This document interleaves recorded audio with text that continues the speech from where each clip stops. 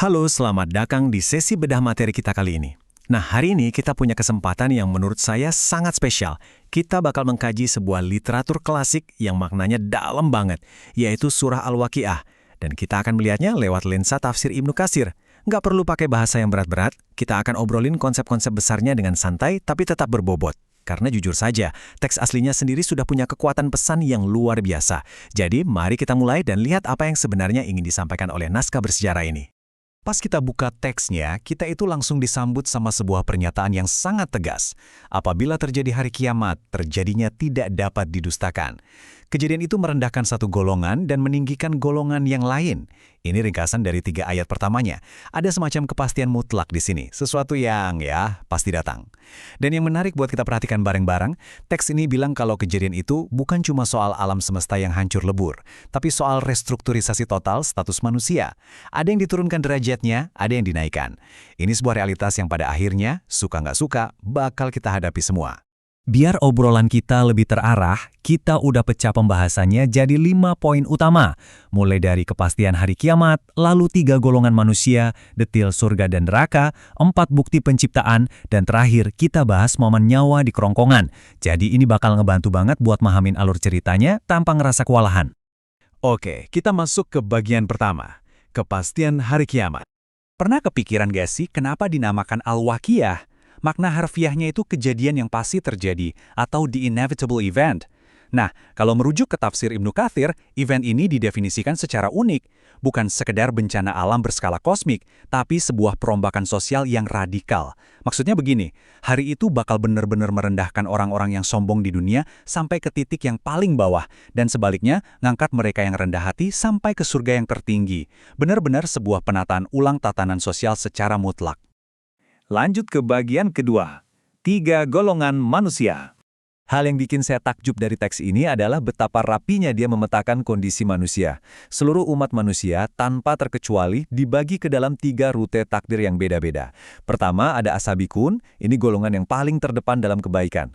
Terus yang kedua Ashab Al-Yamin atau golongan kanan. Dan yang ketiga Ashab Ashimal, si golongan kiri. Pembagian ini logis banget dan ngasih lihat ke kita kalau di akhir perjalanan nanti itu nggak ada lagi yang namanya area abu-abu. Coba kita telusuri lebih dekat si kelompok elit pertama ini, As-Sabiqun.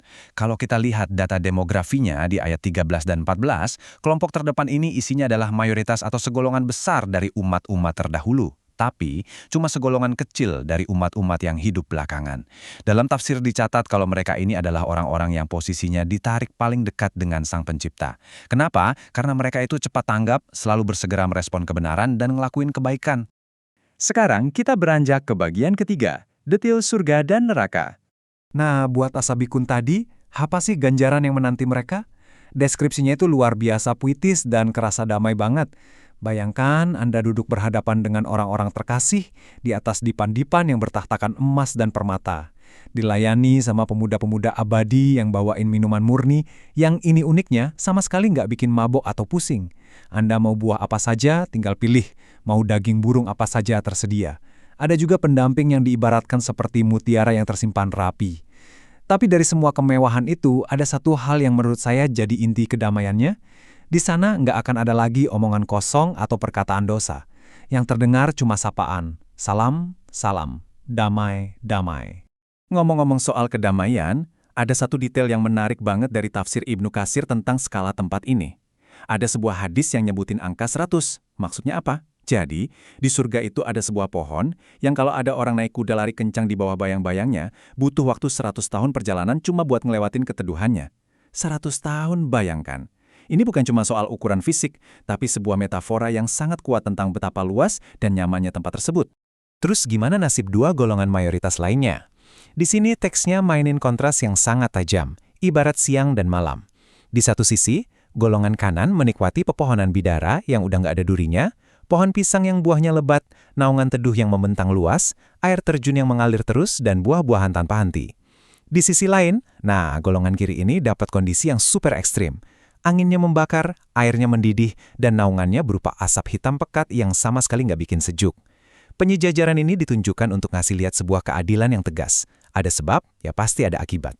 Jadi wajar kalau kita nanya, kok bisa golongan kiri ini dapat ganjaran kayak gitu? Jawabannya ada di rekam jejak mereka sendiri. Semasa hidup, mereka itu terlalu asyik tenggelam dalam kemewahan yang bikin lupa diri. Terus-terusan bikin dosa besar tanpa ngerasa bersalah sedikit pun. Dan yang paling fatal, mereka nolak mentah-mentah ide tentang kebangkitan. Buat mereka, mana mungkin manusia yang udah jadi debu dan tulang belulang bisa dihidupkan lagi. Karena penyangkalan keras kepala inilah, teks menyebutkan makanan mereka nanti adalah pohon zakum. Dan mereka bakal minum air mendidih rakus banget ibarat unta yang lagi kehausan. Semacam representasi fisik dari dahaga dan kekosongan spiritual mereka selama di dunia. Dan ini membawa kita ke bagian keempat, 4 bukti penciptaan. Teks Al-Waqiah ini brilian banget kalau urusan ngebangun argumen. Ia ngajak kita mikir pakai fenomena alam yang kita lihat sehari-hari. Coba perhatikan 4 poin ini. Pertama, dari sepercik air mani bisa jadi manusia. Pertanyaannya, kita yang nyiptain itu atau sang pencipta? Kedua, biji-bijian yang kita tanam jadi makanan pokok. Emang kita yang bikin dia tumbuh? Ketiga, air hujan yang turun dari awan. Apa kita yang nurunin hujannya? Dan keempat, api yang menyala dari kayu, yang jadi sumber energi. Hal-hal yang sering kita anggap sepele ini, pas direnungin lagi, sebenarnya adalah bukti konkret dari campur tangan atribut ilahi. Dari mulai penciptaan, rezeki, rahmat, sampai pemeliharaan. Logika yang mau dibangun itu sederhana, tapi ngena banget. Kalau di awal mula aja Tuhan bisa menciptakan alam semesta ini dari yang tadinya nggak ada jadi ada, masa Ia menciptakan ulang manusia di hari kebangkitan itu hal yang susah? Seperti kutipan ayatnya nih, kami telah menentukan kematian masing-masing kamu, dan kami tidak lemah untuk menggantikan kamu dengan orang-orang seperti kamu. Ini argumen utamanya. Kalau startnya saja ada di tangannya, maka akhir dan kebangkitan kembali itu sama pastinya. Nggak terbantahkan. Akhirnya kita sampai di bagian kelima, nyawa di kerongkongan. Jujur aja, ayat-ayat di penghujung surah ini kerasa sangat sinematik dan berbobot banget, menggambarkan momen-momen terakhir manusia. Momen pertama, saat nyawa itu udah sampai di kerongkongan. Momen kedua, orang-orang di sekitar, entah itu keluarga atau sahabat tercinta, cuma bisa mematung, menatap tanpa bisa berbuat apa-apa. Momen ketiga, teksnya bilang kalau kehadiran ilahi melalui malaikat-malaikatnya itu sebenarnya jauh lebih dekat ke orang yang lagi sakaratul maut dibandingkan mereka yang melihat, biarpun nggak kelihatan oleh mata fisik. Dan momen keempat, di titik inilah sang jiwa akhirnya sadar penuh kemana dia bakal pergi. Ini tuh kayak ngasih lihat kalau di ambang batas kehidupan, ilusi kendali manusia itu benar-benar runtuh seutuhnya.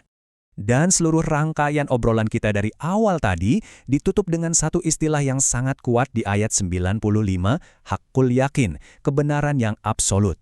Ini bukan lagi sekedar teori, tapi keyakinan hakiki tentang adanya pengadilan terakhir dan terbaginya manusia ke takdirnya masing-masing. Strukturnya tuh dapat banget ya, dibuka dengan deklarasi kalau kiamat itu pasti, lalu di tengahnya dikasih argumen-argumen empiris yang logis, dan diakhiri dengan cap bahwa semua ini adalah hakul yakin. Kita udah sama-sama menelusuri pesan-pesan utama dari surah Al-Waqiah dan kedalaman maknanya dari tafsir Ibnu Katsir.